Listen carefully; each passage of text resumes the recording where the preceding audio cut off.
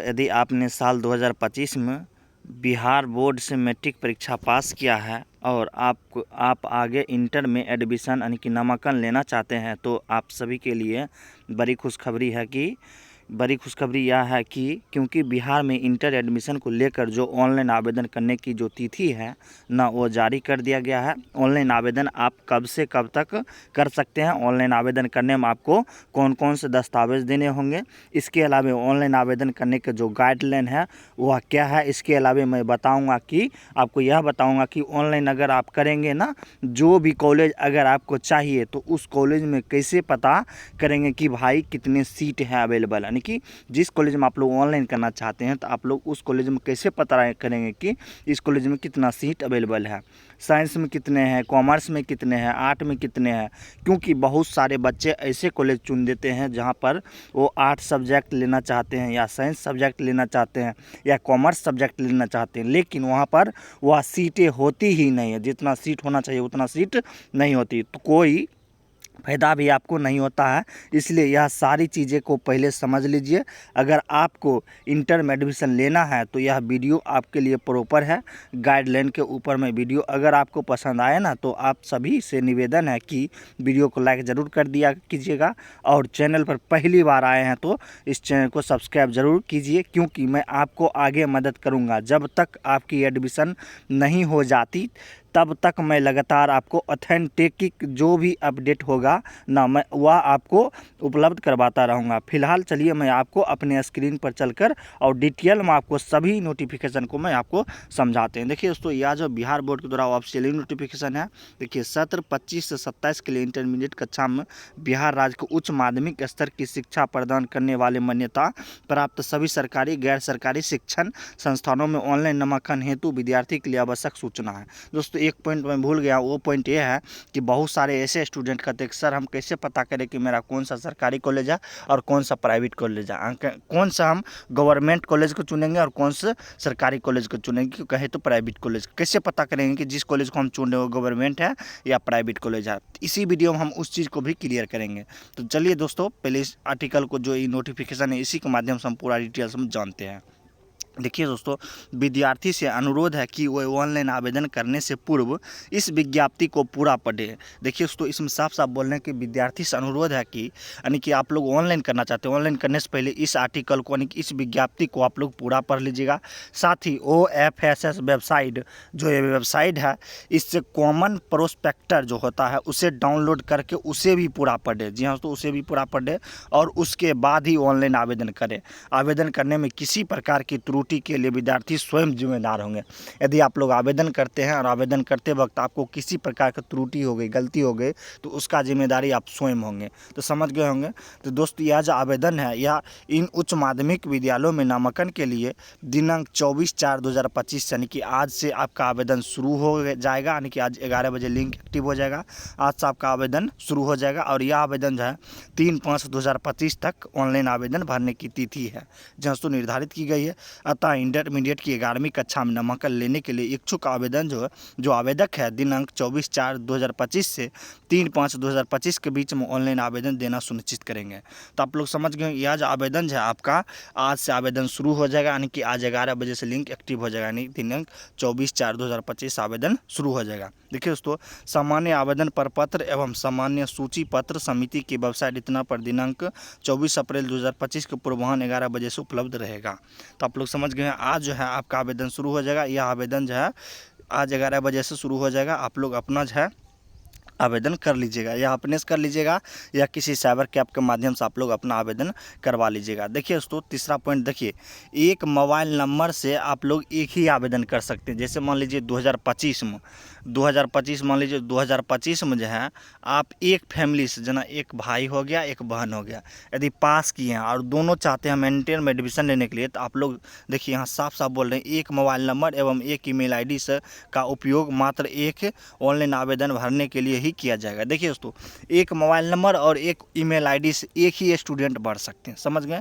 आपको एक email ID और एक मोबाइल नंबर से आप लोग 2 स्टूडेंट फॉर्म नहीं भरिएगा, समझ लीजिए इस बात को। चलिए, सभी विद्यार्थी को सूचित किया जाता है कि वो नामांकन प्रपत्र स्कैप भरने के पूर्व OFSS के माध्यम से राज्य के विभिन्न इंटर स्तरीय शिक्षण संस्थानों के पिछले वर्ष 2024 के लिए गए नामांकन हेतु जारी की गई मेधावी सूची का कट ऑफ जो है वेबसाइट इतना पर अवेलेबल है, यानी कि अवश्य संस्थान में प्राथमिकता के अनुसार लेना चाहते हैं। देखिए दोस्तों, यह जो वेबसाइट है, यानी कि इस वेबसाइट पर आप लोग अपना जो नामांकन जो है लेने से पहले आप अपना कट ऑफ चेक कर लीजिएगा कि किस कॉलेज में कितना कट ऑफ है, यानी कि किसको फर्स्ट एडमिशन मिलेगा, किसको सब बाद में एडमिशन मिलेगा, यानी कि 2-3 लिस्ट जारी होगा, यानी कि फर्स्ट लिस्ट में कैसे एडमिशन करेगा वो सारी चीज़ यहाँ दिया गया है। तो आप लोग समझ गए हैं। चलिए अगला पॉइंट देखते हैं, 5वां पॉइंट। मैं एक एक पॉइंट को आप लोग को पूरा विस्तार से समझाऊंगा, बस आप लोग वीडियो का स्किप मत कीजिएगा। देखिए दोस्तों, बोल रहे हैं इंटरमीडिएट में नामांकन लेने के लिए इच्छुक सभी विद्यार्थियों को सूचित किया जाता है कि शिक्षा विभाग बिहार पटना के संकल्प ज्ञापन संख्या इतना में द्वारा 1/4/2024 से राज्य के डिग्री महाविद्यालय अंगीभूत संबंध में इंटर स्तरीय पढ़ाई की व्यवस्था समाप्त कर दी गई है। अतएव राज्य के डिग्री महाविद्यालय अंगीभूत जो होते हैं का इन विकल्प इंटरमीडिएट 725 के लिए उपलब्ध नहीं रहेगा। देखिए दोस्तों, आप लोग को पता है 1/4/2024 से यदि इंटरमीडिएट में आप लोग एडमिशन प्राप्त करना चाहते हैं, डिग्री कॉलेज होते हैं, उस डिग्री कॉलेज को मान्यता प्राप्त हो, यानी कि सॉरी दोस्तों मान्यता रद्द कर दिया गया। कोई भी डिग्री कॉलेज हो, आप लोग डिग्री कॉलेज में एडमिशन आप नहीं ले सकते हैं। डिग्री कॉलेज जिसमें ग्रेजुएशन की पढ़ाई हो, आप लोग वहीं आप लोग एडमिशन करा सकते हैं जहाँ सिर्फ उच्च शिक्षा प्राप्त हो, जहाँ सिर्फ इंटर की पढ़ाई की जा सके। वो कॉलेज आपको सामने में नहीं देखने को मिलेगा। तो आप लोग समझ गए। अब चलिए बात करते हैं कि आवेदन भरने के पहले निम्नलिखित जानकारी अपने पास रखें। देखिए, ऑनलाइन आवेदन भरने से पहले आप लोग निम्नलिखित जानकारी अपने पास रखेंगे। क्या क्या चीज़ पास रखेंगे, चलिए मैं पूरा डिटेल्स में आप लोग को समझाते हैं, जूम करके आप लोग को दिखा देते हैं। देखिए दोस्तों, इसमें साफ साफ बोल रहे हैं, यदि विद्यार्थी ने 10वीं की परीक्षा बिहार विद्यालय परीक्षा समिति से उत्तीर्ण की है तो अपना रोल कोड, रोल नंबर तथा जन्म तिथि तैयार रखें। देखिए दोस्तों, यदि आप लोग 10वीं जो है 10वीं बिहार बोर्ड से पास की, यानी कि उत्तीर्ण की हैं, तो आप लोग अपना जो है रोल कोड और रोल नंबर तथा जन्म तिथि तैयार रख ले, समझ गए। यदि विद्यार्थी ने 10वीं की परीक्षा बिहार विद्यालय परीक्षा समिति के समक्ष किसी अन्य बोर्ड से उत्तीर्ण की है तो वह अपना कुल अंक एवं प्राप्त अंक तैयार रखें। देखिए दोस्तों, आप लोग जो अंक पत्र हैं वो भी तैयार रखिएगा, जो प्राप्त अंक जिसको मार्कशीट कहते हैं वो भी तैयार रखिएगा। विद्यार्थी अपना पासपोर्ट साइज का फोटो का स्कैन कॉपी कंप्यूटर में तैयार रखें, ताकि सामान्य आवेदन पर पत्र भरते समय जब ज़रूरत हो तब अपलोड किया जा सके। देखिए दोस्तों, जो भी आपका पासपोर्ट साइज का फ़ोटो है उसको भी तैयार करके रखें, क्योंकि वो भी लिया जाएगा। देखिए, मोबाइल नंबर हो गया, ईमेल आईडी। आवेदक किसी भी ब्राउज़र के माध्यम से इस वेबसाइट पर जाकर आप लोग आवेदन कर सकते हैं। या वेबसाइट का नाम है, या तो चाहे आप लोग खुद से ऑनलाइन कर लीजिए, या आप चाहते हैं कि नहीं हम किसी साइबर कैफ से करवाना चाहते हैं, वहाँ से आप लोग आवेदन करवा सकते हैं। तो आप लोग समझ गए। देखिए, आवेदन करने से पहले जो मेन पॉइंट है उसको ध्यान में रख लीजिए, ताकि आपको सहूलियत होगा आवेदन करते वक्त, या चाहे कहीं भी करवाइएगा। तो समझ गए। अब देखिए, सामान्य आवेदन प्रपत्र यानी कि कॉमन एप्लीकेशन फॉर्म पर क्लिक करें, यानी कि इस वेबसाइट पर जाने के बाद कॉमन एप्लीकेशन फॉर्म पर क्लिक करेंगे। दिए गए दिशा निर्देश को ध्यानपूर्वक पढ़ लीजिएगा और चेक बॉक्स में उसके उपरांत आई एक्सेप्ट पर क्लिक करने के बाद नियम एवं शर्तों का स्वीकार करेंगे। यदि आप लोग खुद से आवेदन करना चाहते हैं तो इस वेबसाइट पर जाकर आप लोग कॉमन एप्लीकेशन फॉर्म पर क्लिक करके आई एक्सेप्ट पर क्लिक करके और शर्तों को स्वीकार कर लीजिएगा, जो शर्त आपको दिए जाएंगे सामने में। तो समझ गए। अब चलिए आगे पॉइंट देखते हैं। कहते हैं इसके बाद सामान्य आवेदन पत्र इतना आपको कंप्यूटर पर खुल जाएंगे, कॉमन एप्लीकेशन फॉर्म आपका कंप्यूटर पर खुल जाएंगे। अगर आवेदक ने बिहार विद्यालय परीक्षा समिति से 10वीं की परीक्षा उत्तीर्ण की है तो उन्हें समिति द्वारा निर्गत यूनिक आईडी, 10वीं परीक्षा उत्तीर्ण करने का वर्ष और रोल कोड और रोल नंबर एवं जन्म तिथि सुरक्षित रखना होगा।